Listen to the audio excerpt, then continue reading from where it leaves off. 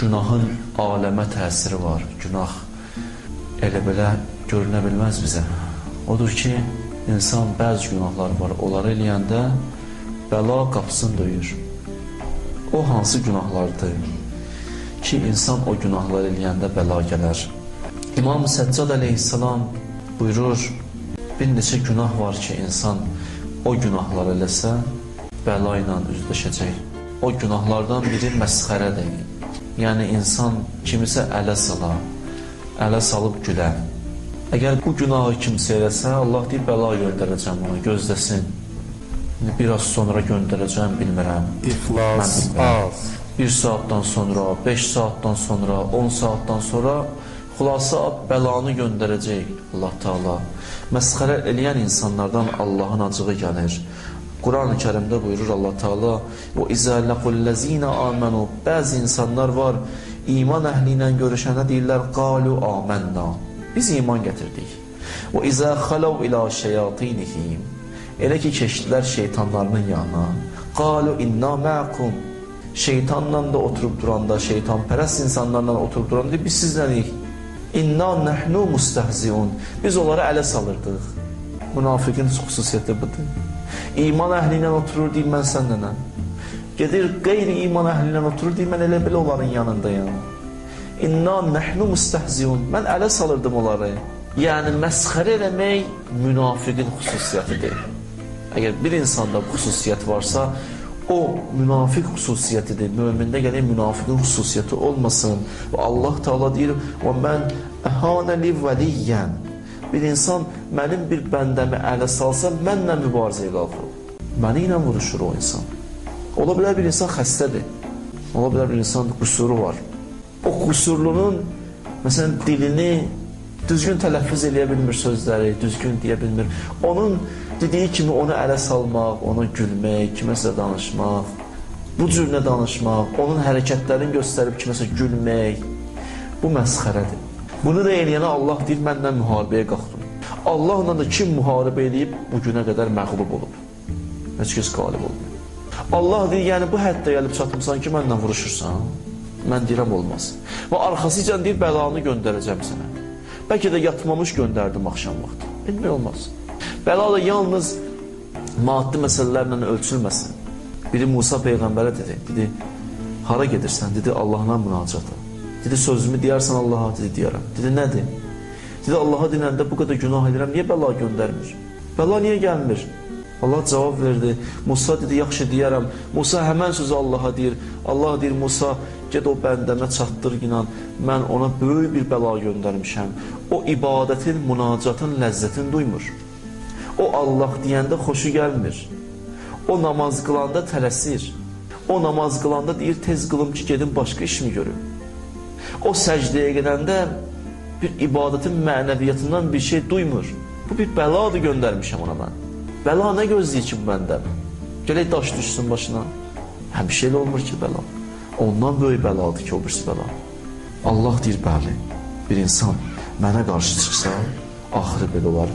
Məsxərə o bəlanın nazil olmasına səbəb olan amillərdəndir. İmam Səccad arxasıca buyurur, ikinci günah yalandır.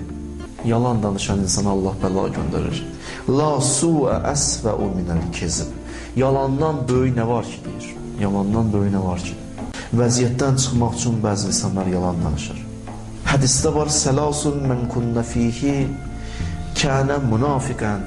3 xüsusiyyət var, kimdəsə olsa, o insan münafiqdir. İnsamə və səllə, namaz qılsa, oruç tutsa belə. 3 xüsusiyyət olsa münafiqdir. Arxasıca buyurdu, o insan ki, danışanda yalan danışır. O insan ki, vədə verdi, xilaf çıxır. O insan ki, əmanəti götürür, xəyanət edir. Bu 3 xüsusiyyət kimdə varsa deyil, münafiqdir. Gələk mübarizə varsınız ilə. O insanın sonunda Allah'ın da dinindən uzaqlaşdırar. Buna yüngül baxmaq olmaz ki. Və imam buyurdu, kim yalan danışsa bəla gələcək. 2 budur. 3-cü nədir? 3-cüsünü deyirəm sizə. İnsan günahı eləyə aşkarda. Bir var gizlin eləyər, sonra da istiğfar eləyər. Allah bilər, özü bilər. bizim nə işimizə? Bir dənə tövbə eləyər, Allah bağışlayar. Bir dənə iqrar eləyər, bilməmişəm, səhv eləmişəm, sən əzəmətlisən, sən gör kimləri bağışlamısan bu günə qədər, sən kimləri bağışlamısan, sən böyük günah olanları bağışlamısan. Sən sənin dərgahına 70 il günah edib, 70 ildən sonra gəlib, 2 saat dayanıb sənin dərgahında münacat edib, Allah Allah deyib onu bağışlamısan. Yaxşı da mən də bilməmişəm, səhv eləmişəm, demirəm ki, düz eləmişəm. Mən iqrar edirəm ki, mən səhv eləmişəm. Sən Allahsan, sən də rəhimlisən, ərhəmur rahimin sənsən. O sənin adındır. Mən də o namazın əvvəldə deyirlər, ya muhsin, ay ehsan edən Allah. Qəd ətəkəl musi, günahkar bəndə gəldi qapıva. Əntəl muhsin və ənəl musi. Sən ehsan edən Allah, mən də günahkar bəndə. Yəni məni bağışla. Bilməmişəm, səhv eləmişəm. Səndən istiğfar edirəm, üzr istəyirəm. Bəli, Allah bağışlayar, rəhimlidir. Allah mehribandır. Amma insan iqrar eləyər, deyə bilməmişəm. İnsan günahına kiçik baxmıyor. İnsan həyalı olan Allahın huzurunda. Yusifin müxtəlif imtihanlardan çıxdı. Biri də bu idi ki, o səhnədə ki, günah eləmək imkanı var idi, orada günah eləmədi. Amma biz o Yusifi gördük orada, yalnız Yusifi görməyək. Züleyha da orada bir iş gördü. O da Züleyhanı axırda Züleyha elədi. Züleyhanı Yusifə qovuşturdu. Züleyha o əməlinə görə getdi Allaha qovuşdu axırda. O da bu idi. Günah eləmək istəyəndə bir dənə bütü var idi. Bütə sitayiş edirdi Züleyha. Bütün üstünü örtdü. Nəsə örtdü? Yusuf dedi, niyə örtürsən? O nədir ki, orada daş parçasını? Dedi, utanıram ondan, həya edirəm. Həya edirəm.